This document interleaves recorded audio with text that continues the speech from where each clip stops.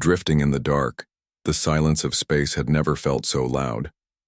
Captain Elena Vasquez floated in her damaged escape pod, watching the twisted remains of her mining ship Prospector's Dream tumble slowly through the void. 3 hours ago, she had been discussing mineral extraction rates with her crew of 12.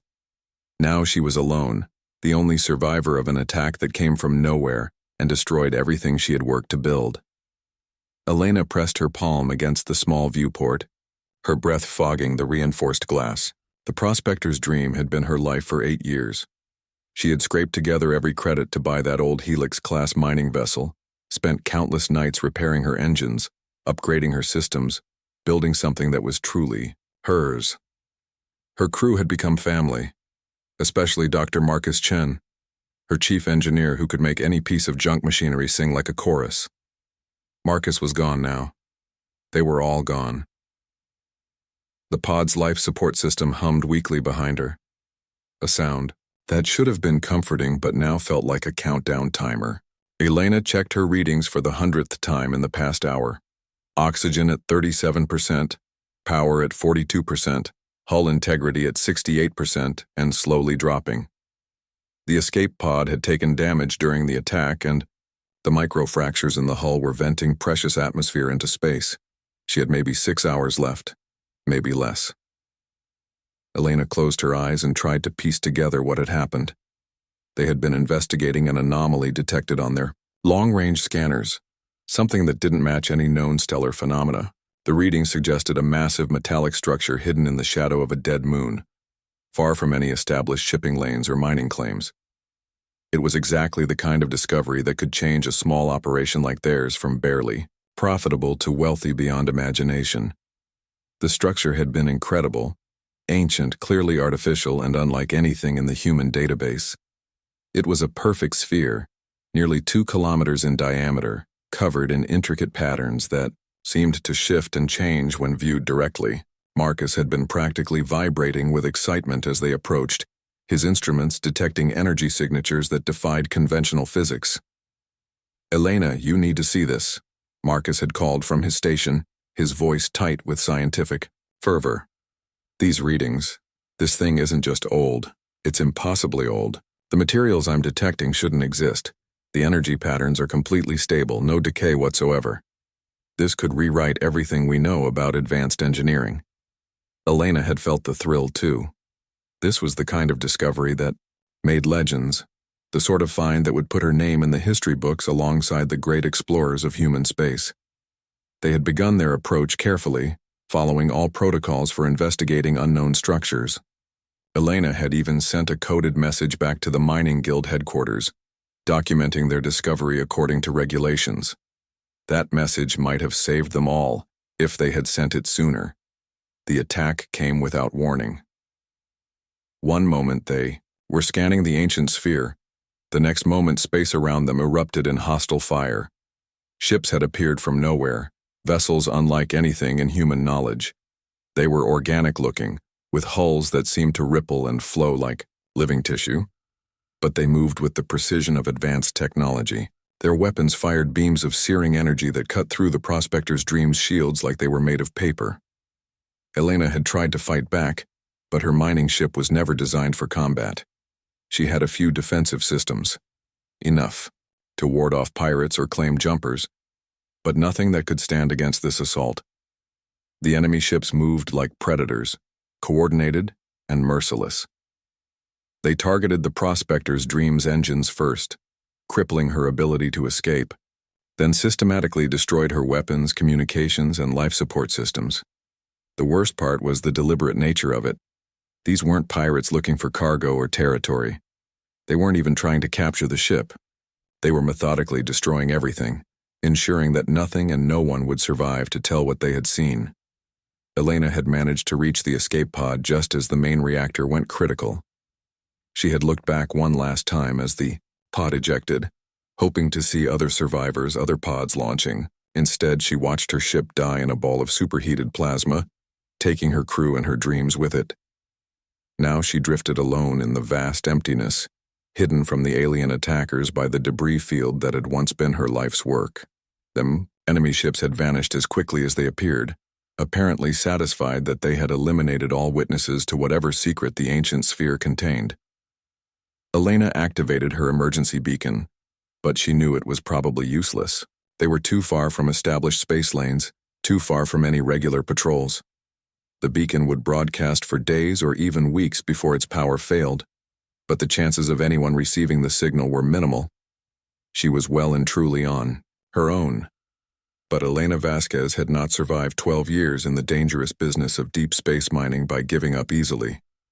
She pulled up the pod's communication system and began composing a message. If she was going to die out here, she would make sure her death meant something.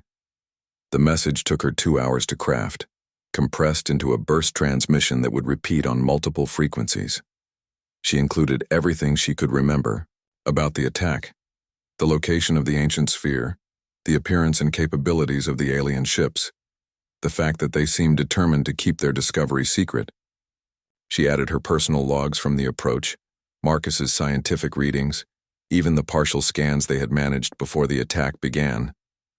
Most importantly, she included a warning.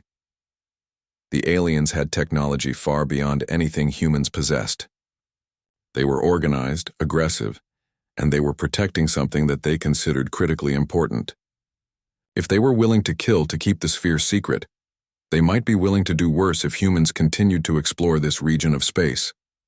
Elena encrypted the message with every security protocol she knew, then transmitted it on a broad spectrum, emergency channel. The signal would travel at light speed in all directions, carrying her final testimony to anyone with the equipment to receive it. Maybe it would reach a human outpost. Maybe a patrol ship would pick it up.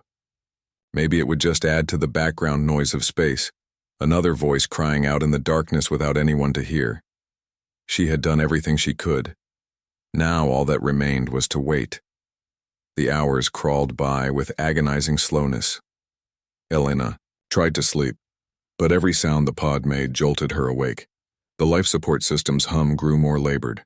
The temperature dropped as the heating system struggled to maintain warmth. Worst of all, she could hear the faint hiss of air leaking through the hull breaches, a whisper of death that grew more pronounced with each passing moment. She thought about her family back on Earth. Her parents had never understood her need to venture into the dangerous frontier of space mining. They had wanted her to stay safe, to find a secure job in one of the core worlds where life was predictable and comfortable.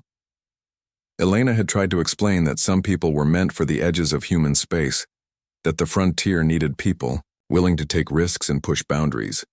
She wondered if they would ever learn what happened to her, or if she would simply disappear into the vast unknown like so many other deep space prospectors. She thought about Marcus and the rest of her crew. Steady, reliable Marcus who could jury-rig a solution to any technical problem.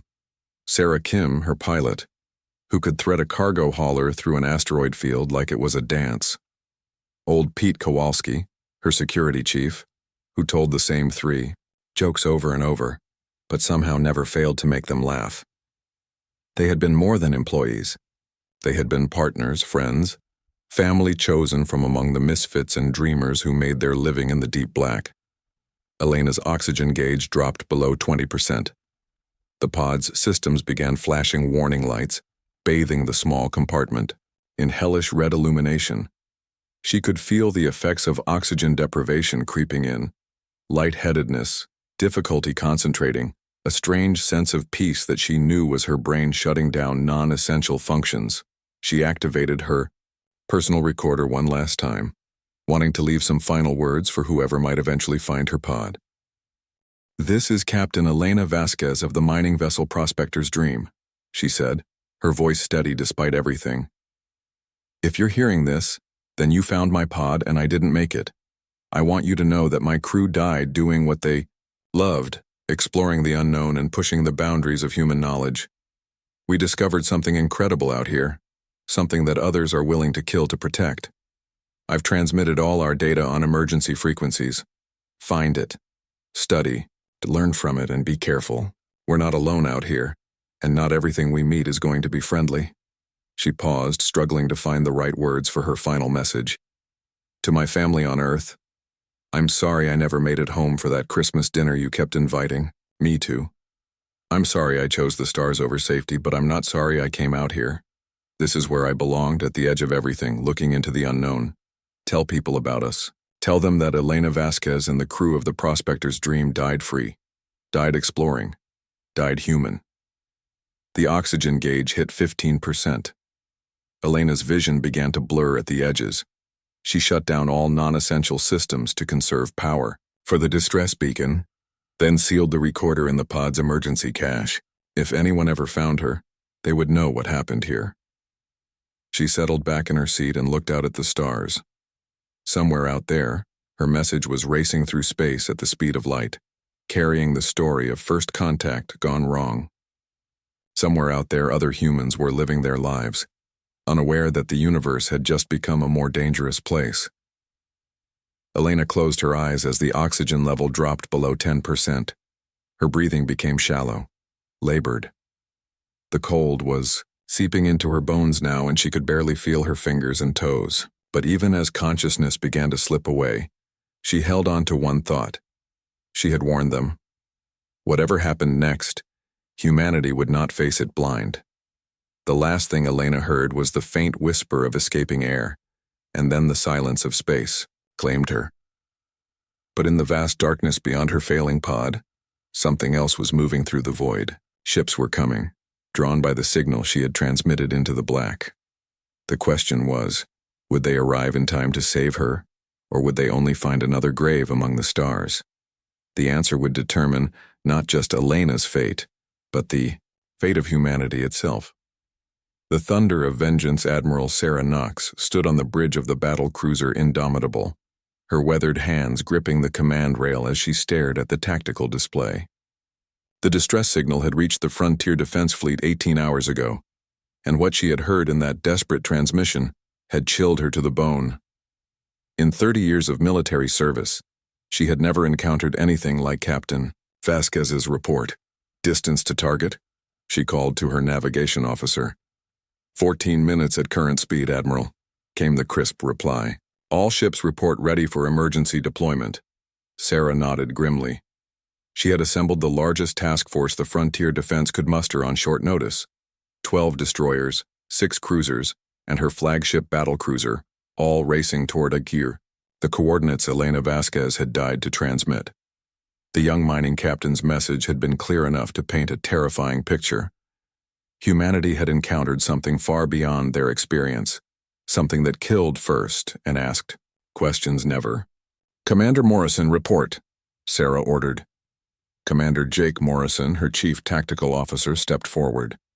He was young for his rank, but he had earned his position through brilliance and courage in equal measure. We've analyzed Captain Vasquez's transmission data extensively, Admiral. The alien ships she described don't match any known technology.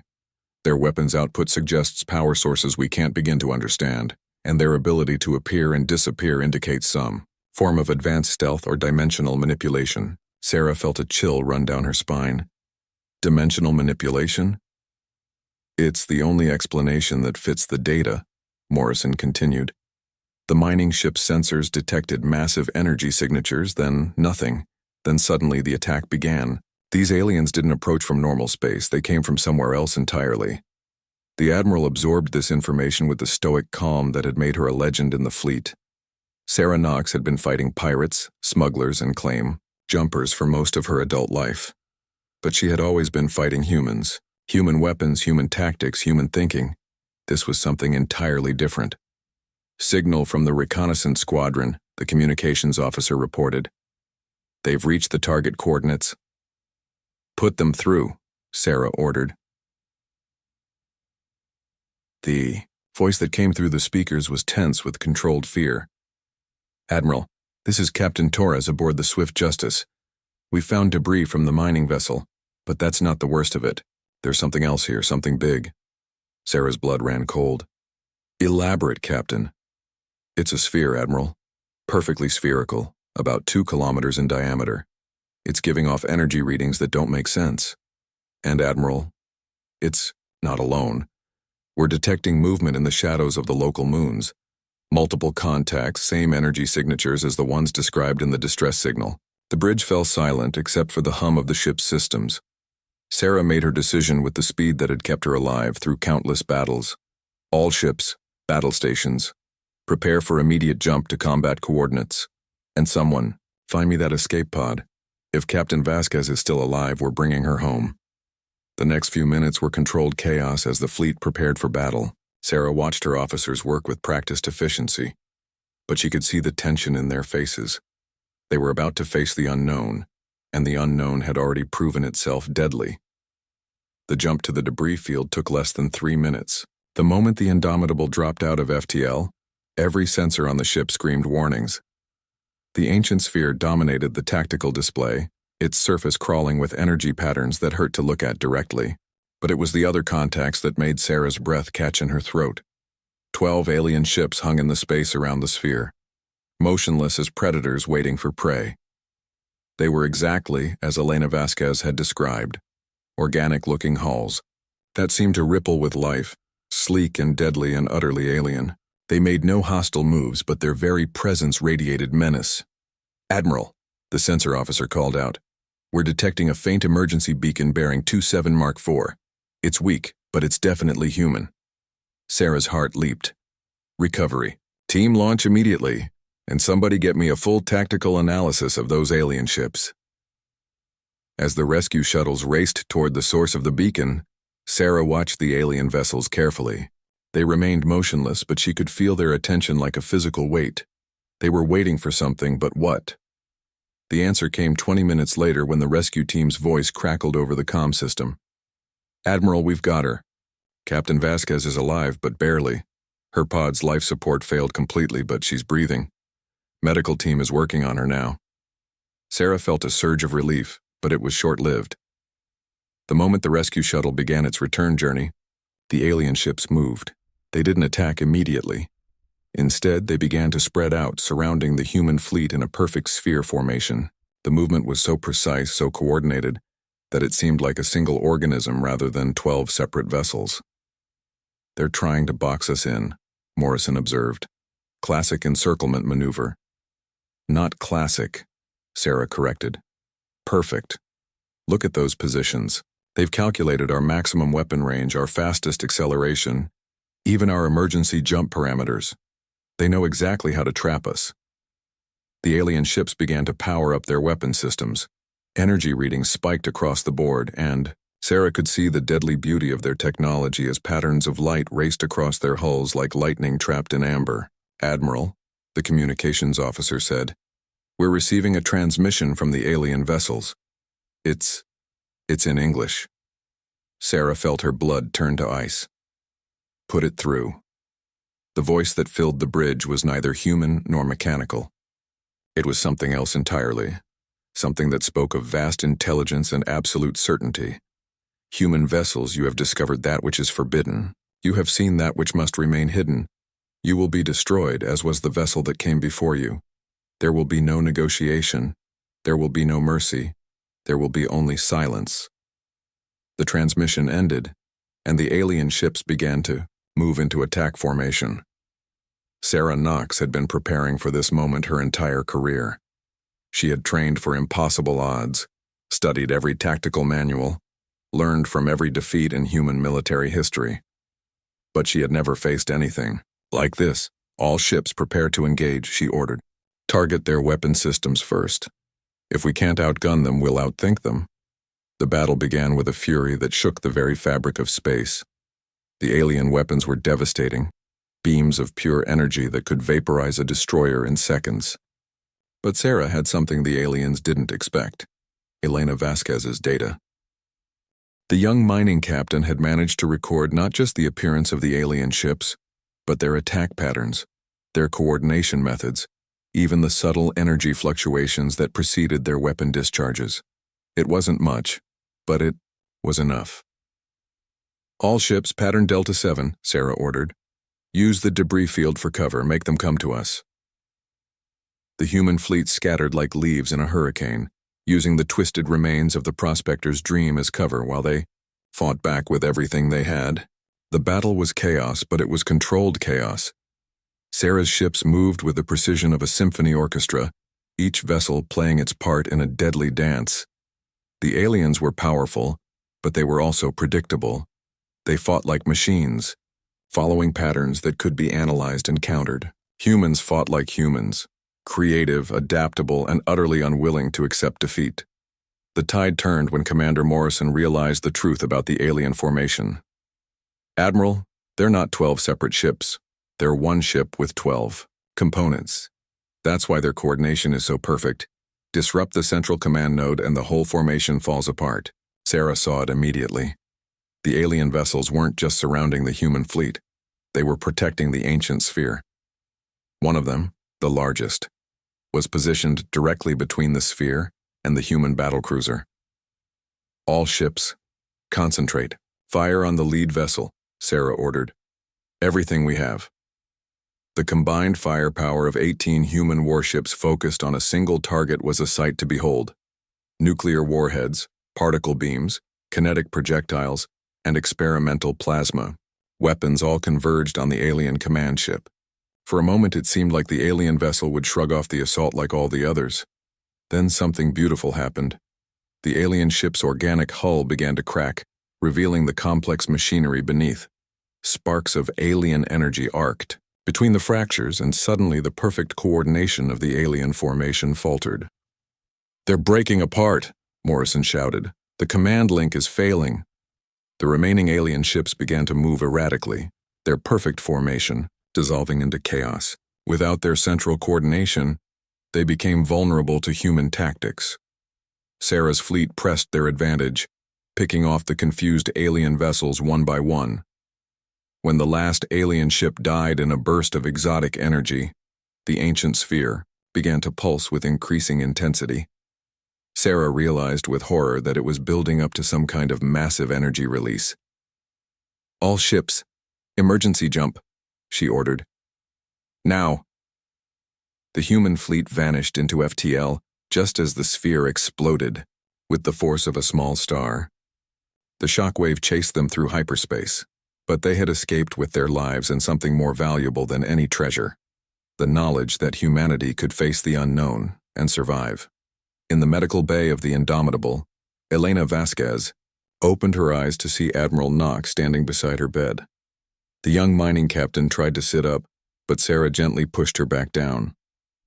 "Easy, Captain," Sarah said. "You've been through hell and back." Elena's voice was hoarse, but her eyes were sharp with intelligence.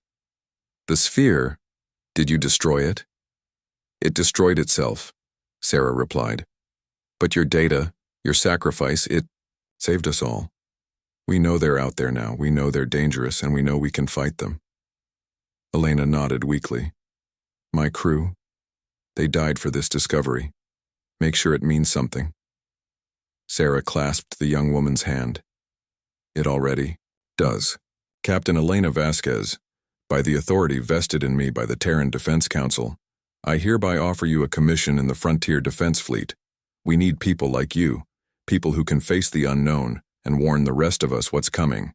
Elena smiled, and for the first time since the attack she felt something like hope. "I accept, Admiral, but I have one condition." "Name it." "When we find more of them, and we will find more of them, we go in ready for a fight. No more surprises. No more ships full of good people dying alone in the dark." Sarah nodded grimly. "Agreed. Welcome to the fleet, Captain. Let's go show the universe what humans are really capable of." As the Indomitable jumped back toward human space, carrying news of first contact and humanity's first victory against an alien threat, Elena Vasquez stared out at the stars and thought about her crew. They had died as explorers, pushing the boundaries of human knowledge. Now she would live as a defender, making sure their sacrifice protected every human who dared to dream of the stars. The universe was vast and dangerous, full of wonders and terrors beyond imagination. But it was also full of humans, and that made all the difference.